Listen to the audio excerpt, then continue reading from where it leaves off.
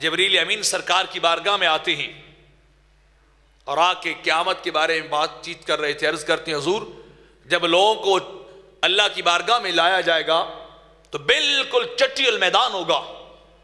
اس چٹیل میدان، فلیٹ میدان کے اندر لوگ کھڑے ہوں گے اور لوگ کھڑے ہو کے وہاں انتظار کر رہے ہوں گے کہ جہنم کے گڑ گڑانے کی آواز آئے گی، گرجنے کی آواز آئے گی. اتنی سخت آواز ہوگی فرمایا جہنم کی کہ اہل محشر ڈر جائیں گے.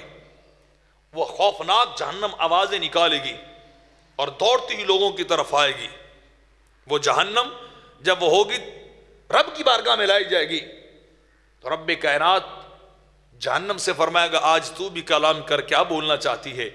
تو جہنم کے اندر سے آواز آئے گی لا الہ الا اللہ، مالک میں گواہی دیتی ہوں کہ تیرے سوا کوئی معبود نہیں، میں تیری وحدانیت اقرار کر رہی ہوں.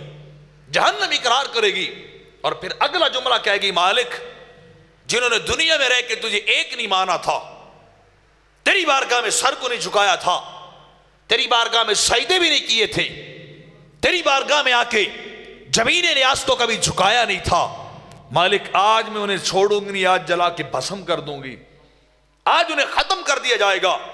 اور مالک جس نے تیری تحلیل کو بیان کیا ہوگا، رب کائنات جس نے تیری وحدانیت کا اقرار کیا ہوگا، اس کا میں عزت و اکرام کرنے والی ہوں گی، اس سے باز پرس نہیں کروں گی.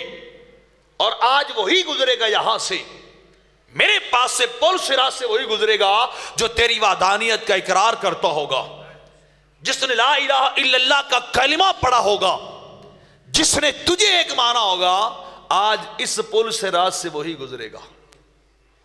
جنت جانے کا راستہ اور ذریعہ وہ لا الہ الا اللہ ہے. وہ لا الہ بولیے کیا ہے؟